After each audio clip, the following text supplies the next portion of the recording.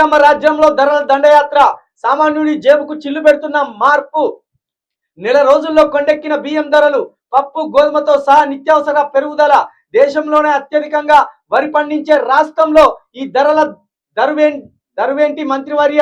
పౌర సరఫరాల శాఖ పనిచేస్తుందా? ఉన్నవా ఉత్తమ్జీ అని అడుగుతున్న తెలంగాణ. ఆకలి మందు ఉండదు, ధనిక పేద తేడా ఉండదు. ఉన్నోడు బాదం పప్పు తిన్నా అరగక మురిగితే, లేనోడు పస్తులున్న లేనోడు పస్తులున్న సద్దన్నమైన తిని బతికేస్తుంటాడు. ఇది ఆకలికి ఉండే నీతి. తిండి కోసమే జీవన పోరాటాలు, జాతుల మధ్య వైరాలెన్నో.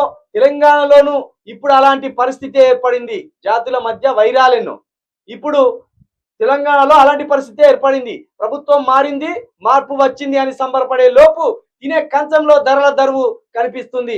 నెల రోజుల్లో ఒకటి కాదు, రెండు కాదు, క్వింటాల్కు ఏకంగా 2000కు పైగా అన్ని రకాల బియ్యం ధరలు పెరిగిపోయాయి. దేశంలోనే అత్యధికంగా వరి పండించే రాష్ట్రంలో ఈ విచిత్రం ఏంటన్నది ఎవరికి అంతుపట్టడం లేదు. ఒకవైపు గత ప్రభుత్వమేమో 30,000 కోట్ల పైచీలకు విలువ చేసే స్టాక్ గోడౌన్లలో ఉందంటుంది. మరోవైపు బస్తా బియ్యం ధరలేమో విపరీతంగా పెరిగిపోయాయి. దీనికి సమాధానం చెప్పేదెవరు? కాంగ్రెస్ ప్రభుత్వంలో పౌర సరఫరాల శాఖ పనిచేస్తుందా? ఉత్తమ్ రెడ్డి ఉన్నావా? నేను చెప్తున్నా కదా, టోటల్ మంత్రులు అందరూ ఫెయిల్ అయిపోయింది. ఎందుకు తెలుసా? ఈ మంత్రులు నిజంగా 100% రేవంత్ రెడ్డి గుంపు మేస్త్రి. ఎట్లా గుంపు మేస్త్రి అంటే, ఇప్పుడు గుంపు మేస్త్రి ఏం చేస్తాడు? ఒక కాడ పని పడతాడు, ఆ పని బట్టి అక్కడ పని చేపియాడిగా, అక్కడ పనులను పెడతాడు, ఈయన ఎక్కడికో పోతాడు, ఇంకో పని చూసుకోవడానికి పోతాడు. ఆయనకు అక్కడికి వచ్చే పని చూసుకుంటాడు, ఇంకో కాడ పని చూసుకోవాలి, అక్కడ 4 రూపాయలు వస్తే అవి జేబులో పెట్టుకుని పోవాలి. అయితే ఇక్కడ తీసుకొచ్చిన కూలీలను తీసుకొస్తావు కదా, మాలు కలిపెట్టో నీ భాషలోనే ఇక చెప్పేదంతా, నీ భాషలోనే. నువ్వే అన్నావు కదా, లప్పం పెట్టేటోని తీసుకురావాలి, పారగాని తీసుకురావాలి, ఆ తోవేటోని తీసుకురావాలి. ఏమున్నదండి ముఖ్యమంత్రి సీట్ అంటే? గుంపు మేస్త్రి పని. అలాగే ఆ గుంపు మేస్త్రి ఆలోచనలో ఉన్న మన గుంపు మేస్త్రి గారు ఏం చేస్తానంటే, ఈ కూలీలు, ఇక్కడ మంత్రులు అంటే కూలీలు అన్నట్టు.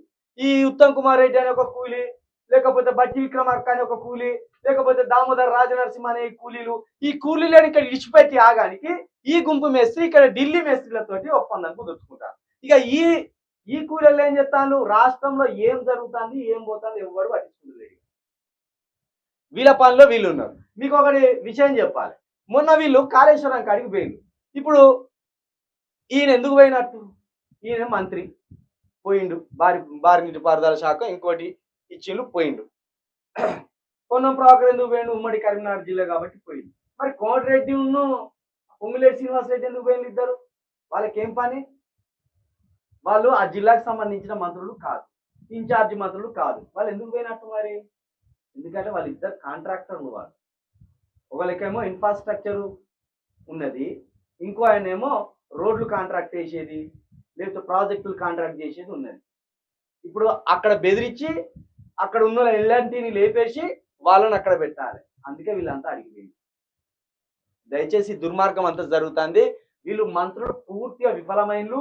వీళ్ళకు ఒక సమస్య మీద వీళ్ళకి అవగాహన లేదు.